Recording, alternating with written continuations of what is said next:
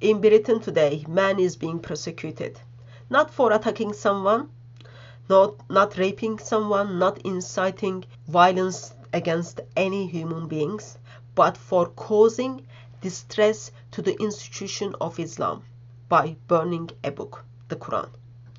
Lots of serious questions regarding what is institution of Islam in Britain. This isn't justice, this is simply blasphemy law.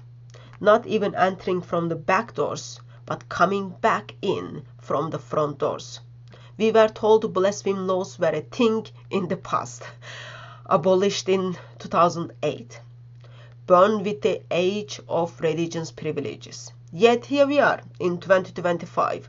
We are simply watching a man in London charged for assault or incitement for causing distress to the institution of Islam.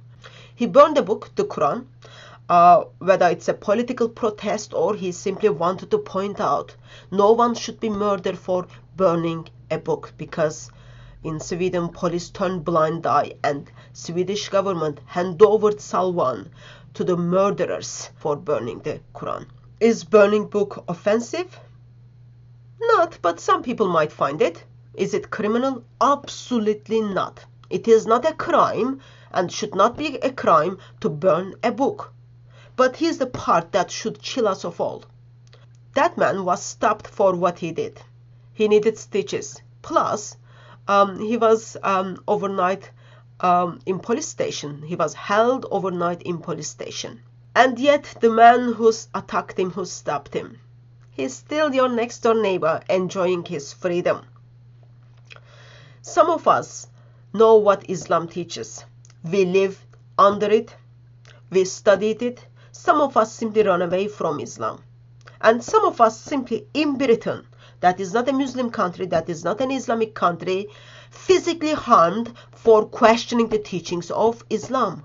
Police stood by, law did nothing and still doing nothing. This is not about Muslims. Muslims are human beings who are made in the image of God. This is absolutely about Islam, the ideology. And no ideology, not even one ideology, is above criticism.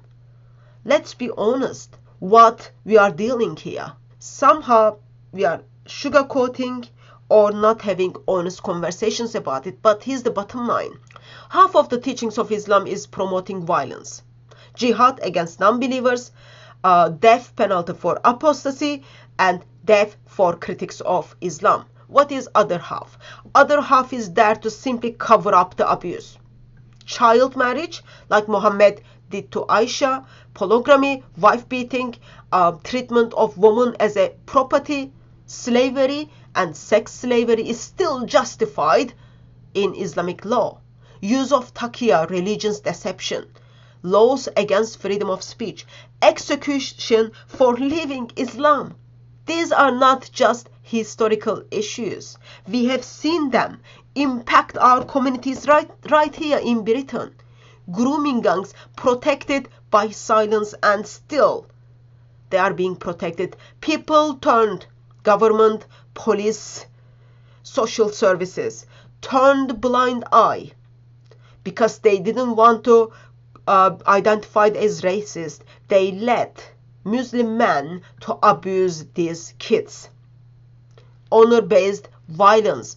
Sharia courts in Britain undermining British justice. Woman is being silenced. Critics are being threatened. Fear replacing freedom. These are the topics we must able to debate. These are the topics we must able to have a free discussion.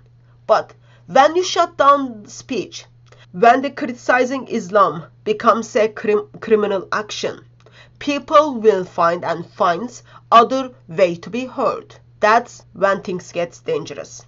Let me say this clearly. Burning a book is not a violence. Speaking critically is not hate.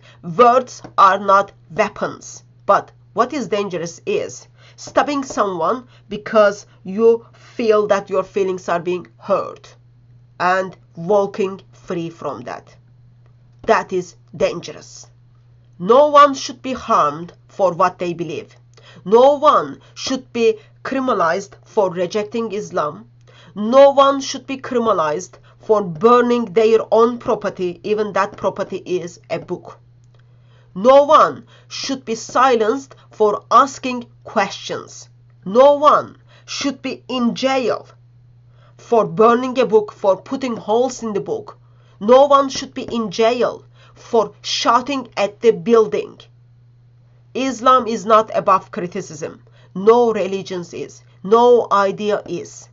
Because if we cannot challenge ideas, what freedom do we really have? That is not blasphemy. That is freedom of speech and must be protected while we still can.